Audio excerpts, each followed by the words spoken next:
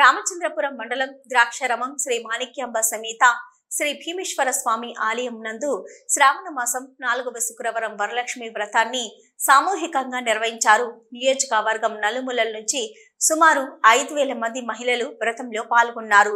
ఈ కార్యక్రమానికి రాష్ట్ర కార్మిక శాఖ మంత్రి వాసంశెట్టి సుభాష్ విచ్చేశారు. ఇక్కడకు వచ్చే భక్తులకు ఆలయ అధికారులు అన్ని సౌకర్యాలు చేపట్టారు. ఈ కార్యక్రమంలో జనసేన పార్టీ నాయకులు చంద్రశేఖర్ దంపతులు వ్రతంలో పాల్గొన్నారు. ఈ సందర్భంగా మంత్రి సుభాష్ మీడియాతో మాట్లాడుతూ మహిళలు వరలక్ష్మి ఆచరించడానికి సుమారు 5,000 మంది వచ్చి భక్తి శ్రద్ధలతో వ్రతం ఆచరించారని అన్నారు. వ్రతంలో పాల్గొన్న మహిళలకు చీర జాకెట్టు అందజేయడంతో పాటు అన్న ప్రసాదాలు ఏర్పాటు చేయడం జరిగిందని అన్నారు.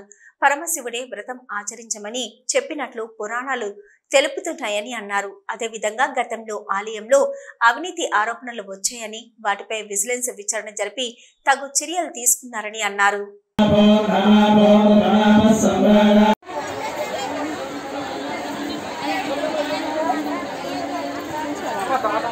క్షేత్రం ఎంతో రమణీయమైనటువంటి క్షేత్రం, ఎంతో ముక్తిదాయకమైనటువంటి క్షేత్రం, ఎంతో పవిత్రమైనటువంటి క్షేత్రం. అమ్మంటే ఎవరయ్యా అంటే ఆ భరత భూమి లేదా తల్లి ఆ భూమాత.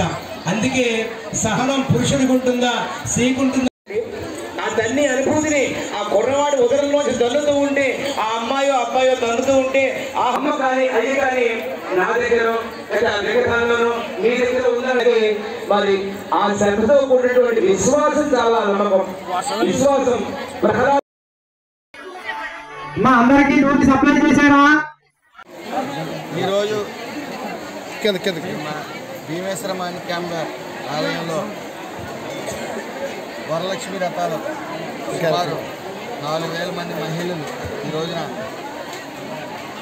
ప్రతి శ్రావణ మాసంలో శుక్రవారాల నుండి వచ్చే వరలక్ష్మి వ్రతాన్ని, అదీగాక ఈ పూర్ణిమ ముందు వచ్చే ఈ శుక్రవారం రోజున భక్తి శ్రద్ధలతో మహిళలందరూ కూడా సౌభాగ్యంతో ఉండాలని ఈ పూజలు నిర్వహిస్తూ ఉంటారు. అలాగే పరమశివుడు కూడా ఈ పూజ ఆచరించాలని చెప్పేసి చెప్పడం మన పురాణాల్లో కూడా ఉంది. అదేవిధంగా పరమశివుడే స్వయంగా పార్వతీదేవి చేత వరలక్ష్మి వ్రతాన్ని చేశారని చెప్పి కూడా పురాణాల్లో ఉంది. అలాంటి ప్రాముఖ్యమైన ఈ పుణ్యమైన రోజున సుమారు 4,000 మంది గుడి ఆవరణలో వరలక్ష్మి వ్రతాలు భక్తి శ్రద్ధలతో చేసుకోవడం చూసాం. ఆలయంలో అనేక అవినీతి ఆరోపణలు ఉన్నాయి. అన్ని అవినీతి బయటికి తీసాం. విజిలెన్స్ చెప్పడం కూడా జరిగింది. చదువు చర్యలు కూడా తీసుకున్నారు. అలాగే ఇప్పటి నుంచి కూడా మొన్న జరిగిన సంప్రోక్షణ నుంచి కూడా ఆ రోజు వర్షం రావడం జరిగింది. ఈరోజు కూడా వర్షం వస్తుంది.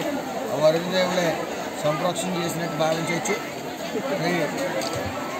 ఏదైతే ఈరోజు ఇంత ఘనంగా 4,000 మంది మహిళలు ఈ పూజను ఆచరించడానికి సహాయపడిన బ్రాహ్మణులకు, అలాగే ఇక్కడ రైతులకు, మా ఎన్డీఏ కూటమి సభ్యులందరికీ